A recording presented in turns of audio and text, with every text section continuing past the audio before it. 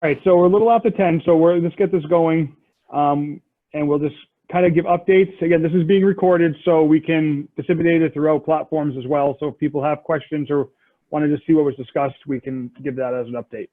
So I will start with the SAU with Jackie and Matt. Didn't know if you have any updates as far as education from the school department goes. You know, obviously we're remote now for the rest of the year. Have we given any thought of what next year is going to look like? Anything like that? Well, any updates? Yeah. Oh, funny you should mention that, because that is starting to be all we're thinking about. It is, as this whole situation evolved, you know, we started planning for 2 weeks, the 2 weeks shutdown, and then it was a month, and then we're thinking, you know, till the end of the year, and now it's much more long-term, and each of those pivots requires a whole a shift in our frame of thinking. And I did want to mention, though, it's Teacher Appreciation Week right now, and you know, just a huge thank you to all of our teachers and the work that they're doing in making this all happen. I can say as a parent, I think we all appreciate teachers so much more now that we have to deal with that teaching aspect that we've never had to deal with before. It's amazing. It really gives us a new appreciation of what teachers have to go through. And I think what's hard, and I don't want to hog the time, but what it is hard is what sustains most teachers is that back and forth and the human contact. And so this is hard on everyone. And but I think as far as educators who are, their profession is that human connection, I do want to acknowledge that this is particularly difficult for them professionally. Yeah, and I was going to say, I think in terms of sustainability, the human connection is super important. And full transparency, I'm not used to being with a preschooler all day. And so that has put a hamper on me doing my job. And so just in case I seem distracted, it might be because I'm being interrupted by the preschooler that I'm currently remote learning with.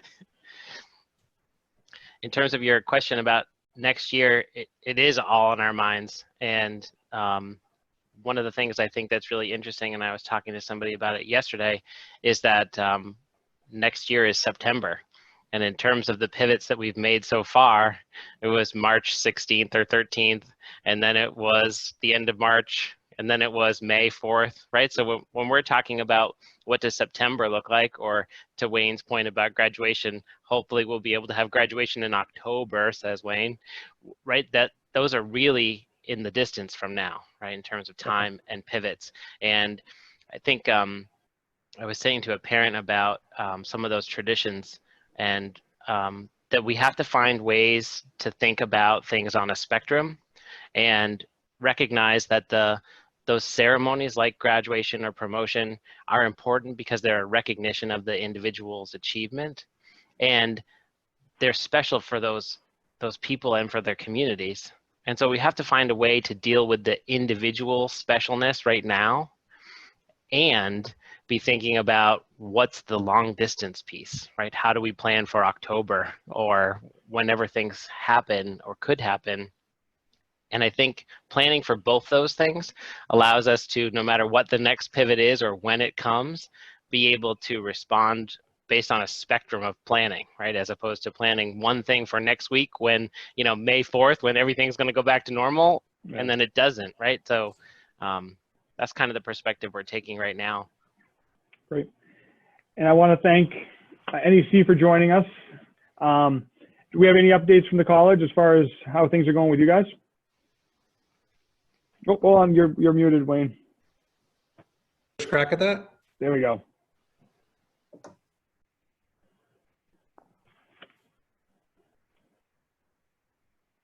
Paula, do you want to take first? Oh, sure. I'm sorry. Yeah, so we've been, you know, as Jackie said, we've been talking about it several times a day, starting first thing in the morning till late in the day, trying to figure out what we're going to do, what what's possible, but trying to make sure that as we're doing the planning, that our students are safe and our staff and faculty are safe on campus. That's really the crux of all of the discussions that we're having. And what that looks like, you know, we don't have an answer right now, but it's definitely not going to be the normal that we're used to. And so we're looking at how we're going to service students on campus, how we're going to educate them, whether it's on campus or remotely or a combination of both, and also how we're going to keep them safe and make sure that they have what they need as far as all the safety, that they have their food service, that they have the tutoring, that they have all of those things that they need in order to thrive on campus. And, you know, one of the things that we really have to think about is, you know, how big are the classes going to be? How many people are going to let into the dining hall? So we're looking at all of those things right now, working with our partners to see what their plans are from their corporate offices, and then how we're going to bring that forward. And to certainly follow CDC guidelines and to continue to address all of it. And as you know, our campus is spread out all over. So even some of the things that we're looking at become definitely something that we have to consider moving forward, because if the recommendation is you take temperatures of all employees, well, that means you have to have someone who does that on, we have 37 buildings. How do we manage that? And 1,000 students on campus, and really monitoring all of that and making sure that you're addressing that as it goes. And then what if someone tests positive? So those are all the things that we're thinking about, is to who we're going to let back, how many people, what that looks like. And I'm sure I missed something. So Wayne. No, I think that covers most of it. I think Matt's point is that our biggest challenge right now is just what's not known, the unknown of it all. And so, we can, as a lot of colleges have done across the country, make these declarative statements about being open, about bringing students to campus and all of that. And that's certainly what we would all like to see. Our business model is predicated on the notion of having students on campus in our residence halls and eating in our dining halls. But we don't know. And so the work that we do every day now is focused on multiple scenarios, trying to preserve the institution and the education that our students have been getting, and making sure it's still quality, and that the relationships they've developed with their faculty, with the support staff, and all of those folks is preserved as best we can through Zoom and other technology, which is not an easy thing. I was in a meeting this morning, and a faculty member said to me, felt like he needed to say this to me, Wayne, I want you to know, we really want to be with our students. We really want to be in the classroom. And I said, I really want to be there too. I get it. I think it was striking that so many faculty are already saying, we're ready to go back now. And we're not. We're not, for lots of reasons. The governor has not made it clear that we can do that. I don't think, we know enough yet to make the decision today. But Paula and I and President Perkins and the rest of our senior team are on a daily basis assessing, what our options really are and how we try to approach normal as soon as we possibly can. And I think that's really the key. So, speaking from the town standpoint, obviously the college is an integral part of our downtown, of our community. And we're hearing a lot of stories coming up from different parts of the country now where colleges are hurting. They're hurting for funds because they're not able to use the mechanisms of a residence hall and have people on campus. Linden State in Vermont just announced that they were closing. Obviously, you see the shortfalls coming out of UNH as they're predicting. Keene State's now saying that they're having issues. How is NEC looking in through all this? Well, this year is definitely going to be challenging as we finish this fiscal year and then planning for the fall. When we sent students home, we sent them home much later than some other schools did, because it was safer for our students to stay in Henniker and on our campus than it was to send them home at that point. And then as the cases started creeping up in New Hampshire and in Manchester area, we wanted to make sure that they had an opportunity to go home and be with their families. So we sent them home later, but that was still a significant revenue loss to us. We've been able to access some of the funding that the federal government has allowed institutions to have, although trying to work through all of those bureaucracy and trying to get the funds actually in-house is a whole other challenge. But we're allocated certain money that will certainly help offset. Part of it will help offset our revenues, and part of it will go directly to our students to help them. But in next year, it's really going to depend on how and when we can open campus fully in the fall. Like Wayne said, we're really trying to be open. That's really what our model is. And if we can't, how can we look at making the best of the situation while keeping everyone safe? How can we be sustainable moving forward? So that's something that we're looking at right now as we head into the next couple weeks and finalizing this fiscal year, but planning ahead for next. We do have a board meeting on Friday, and we're going to, I'm sure, be discussing that quite a bit. And there's no definite answer even in the next 2 weeks. We won't have a definite answer. So we're just doing the best we can to plan ahead and come up with contingency plans to make it all work. Let me just add like a sentence or two to that. Paula will never do this on her own, but we have a CFO that is very, very conservative and responsible when it comes to the budgeting work that she does on behalf of the college. And, it has put us in a very strong position for something like this. It doesn't mean that we're immune by any stretch, but, where a lot of other colleges, especially in New England, we're really on the edge before COVID. COVID is going to push many of them over. And I think we've just begun to see that. We're going to see more. And even in New Hampshire, we're going to probably see that as well. So NEC, because it has diversified its revenue streams, we don't just rely on the residential undergrad student. We don't just rely on the housing and meals. It's a part of the formula, a big part of it, but not the only part of it. The graduate programs that we have, the online programs that we have, the program we have now in Manchester, the way we have organized our business, the business model, so that we're not too reliant on any one stream, helps to create some insulation against a shock like this. The challenge is, as Paula noted, is this is such a big wave. We just don't know when it ends, and we don't know at what point that's going to have much more dire implications for some of our other programs or some of our programs that are revenue streams. So we continue to be very conservative. We continue to adjust as we need to adjust. And thus far, we have been able to weather this. But again, back to that whole notion of the unknowns. Until we have a good sense of what next steps look like, we are a small, private, tuition-driven institution. There's not a bailout coming to the state. We don't get money from the state every year. We have to make it on our own. And I like that about us, but that's kind of like operating without a net at times.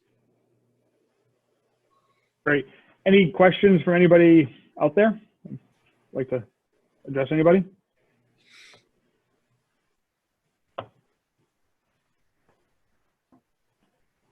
Sure. Let me get you, James. Hang on one sec.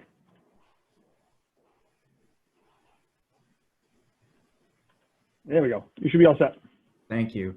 Yeah, I just have a question for my NEC colleagues there. I was curious, we have a situation, as you already mentioned, where we're kind of spread out. And with our two sort of primary residential campuses, Henniker and Manchester, of course, the situations in those two places are quite different.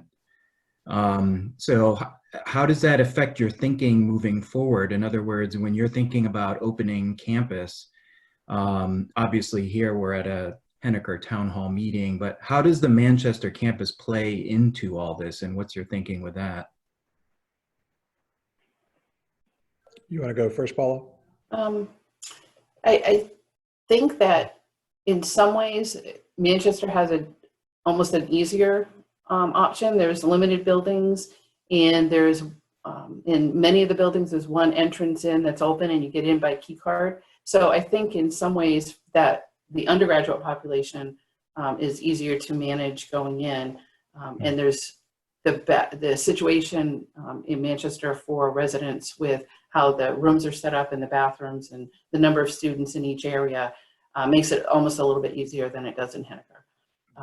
And with Henniker being spread out, it gives us an opportunity to spread students out a little bit more. So it's really a little bit different in each area, but doesn't really change too much of what our planning is. Gotcha. Thanks. Anybody else have questions? Can I ask another one? You go right ahead. That's why we're here. Yeah. So, yeah, I'm now on the John Stark School Board, and so there's been conversations about commencement, but I'm curious, I wanted to ask Matt, what the thinking has been thus far. I'm not privy to what goes on with the Henniker School Board. So what's the thinking in regards to the, you call it the step up, or what is the 8th grade celebration you guys do? Yeah, an 8th grade promotion. Yeah. Yeah, I don't know if you were on when we started, but I was talking a little bit about a spectrum and some immediate celebrations for the kids to acknowledge their hard work and their accomplishments. I was talking about how we're sort of planning for that and across the spectrum to the very traditional what we usually do. Knowing that maybe at some point we'll fall somewhere along that spectrum, where there's components and elements of what is traditionally done that we're looking at and talking about why do we do those things, and how do those things help kids understand the significance of their accomplishment and feel good about that, and how do we replicate those individual things depending on what circumstance we end up with. You know, if it's you on your front porch, then what's special about that, and how do we carry some of the things through that we do if we're all together in the gym. What's interesting, if I can add to that, you know, I think part of what gets into that calculation is we all bring our own personal meaning to those celebrations and those traditions. And so as we try to create an alternative, we're also navigating everyone's ideas and the layers of everyone's expectations of what that day means. What does it mean to the students? What does it mean to that family? So it is, there's loss involved with that, that has been particularly tricky to navigate. And I think, Jim, you've heard me talk about the importance of that photo for the parents, right? Yes. And so, you know, that's an element, right? There's something there that is about the picture and the image and capturing the moment. And so that's, for instance, one of the things that we're trying to hang on to.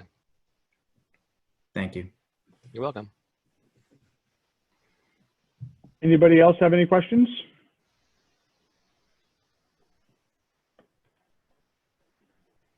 Anything else the SAU would like to throw out there to people? No, I think we are, you know, I liked what Matt said about the spectrum, and we're planning for a spectrum of possibilities, and we're gonna keep on doing that. It is, I looked back at something I wrote just a couple weeks ago, and I marvel at how different life was even a couple weeks ago. And so I guess I am eager to see what's next. Sure.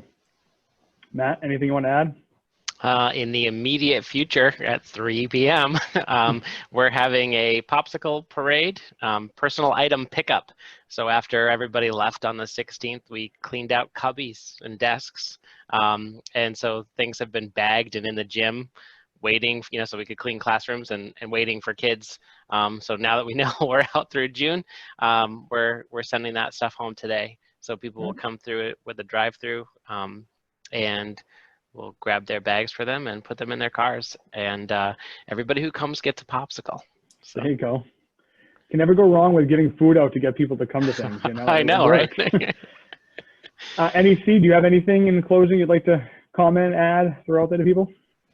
Well, the only thing I want to say is I want to just throw out a thank you to some folks in town who were kind enough to make masks for our essential workers on campus. I know the health center in particular is using them every single day, and we have other workers on campus that have been able to take advantage of it. And it was so nice that they reached out and have provided that to the college. Great. So special thank you. Sure. I just would echo that. It's one of the real blessings of living and working in Henniker is that the folks in town are just incredibly generous. I've had so many emails and Facebook messages from folks, offering to help and, asking what can they do to help, especially with our students earlier on who were still here, who could not get home. So I do count it as a blessing to live in this town and to be part of this community. I know NEC is very proud of the fact that we are part of Henniker, and we place a premium. I know Michelle Perkins, our president, places a premium on that town and gown relationship. So, I thank you for inviting us and letting us participate in this. It's important, I think, that we're all working on this together and sharing stories. Thanks for that, Joe. No, and I appreciate everybody coming and joining. And, again, for me, it's just trying to get people together so that we can just let people know what's going on, between the town, between the school, between NEC. We're all major parts of this community, and it's just trying to make sure that everybody knows how we're moving forward in this uncertain and weird times. So, Thanks, Joe. yeah, thank you. And one last call for questions, if anybody has them before we end this. Going once, going twice. Again, I want to thank everybody for joining us today. And if you have any other questions, feel free to reach out to me. I'll be happy to answer them the best I can. So, Take care. Thank you. thank you, everybody. Thank you, everybody. Bye.